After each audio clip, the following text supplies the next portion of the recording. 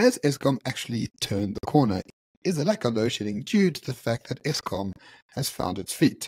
Previous CEO Anno Durator says that's not the case. Current Eskom board says that is in fact the case. We are doing extremely well. Load shedding is over. Who is correct? Yeah, so let's look at the two sides of the argument, right? So let's actually start off with the Eskom arguments, which is Eskom's doing better. Yeah, I hear you in the comment section. Yes, we know that there's an election coming, and we're going to talk about that in a sec. But anyway, Eskom says Eskom's doing better. They say they're fixing Eskom. They've unlocked private investment in the energy sector, which includes the procurement of new capacity, also from renewable energy. Boo!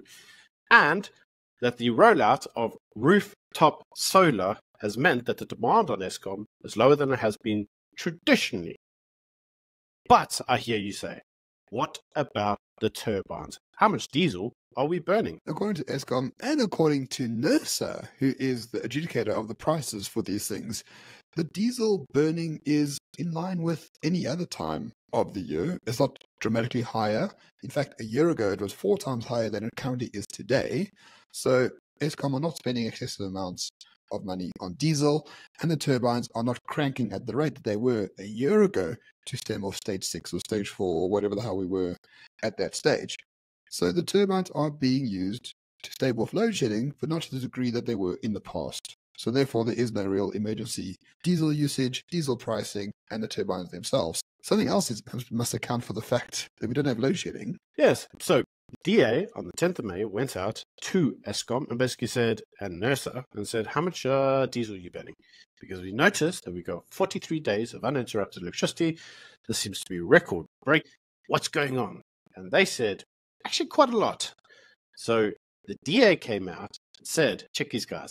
The ANC has forced Eskom to burn its entire budget of diesel to keep the lights on because they know that stage 6 load shedding means certain elective defeat for the ANC.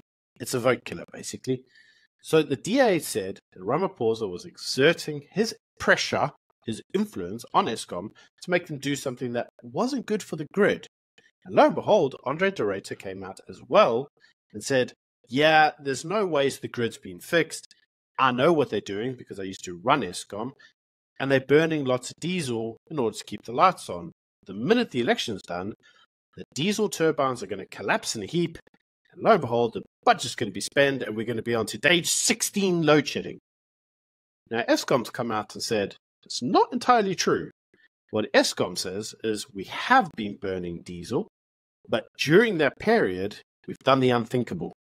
We've been maintaining the coal power stations so that once the diesel's done, we roll on to the normal coal power stations and they actually work at proper operational efficiency for once, and you'll have no load shedding. Now, why that is interesting is because according to NERSA, we're already at that stage. So I hear you saying, that's never going to happen. But according to NERSA, it has happened. And we are now using the coal stations, and those coal stations mean we're actually burning less diesel now than we have traditionally done. Indeed. So maybe our video from a few weeks back was slightly incorrect, but it was based on the news at the time. So talking about coal, Andre de Ruyter was at a conference and he came out to say that we shouldn't spend all our money retrofitting, i.e. fix coal power stations. In fact, we should be using our money to increase the grid size. So we should build more transmission lines so that IPPs can lock into the grid and have service providers to generate electricity. In my libertarian days, I think I would agree with him. But in my days now, as someone who's a nationalist, if Eskom dies, South Africa dies along with it. We have lots of coal underground. Coal is how South Africa became the industrial powerhouse of Africa.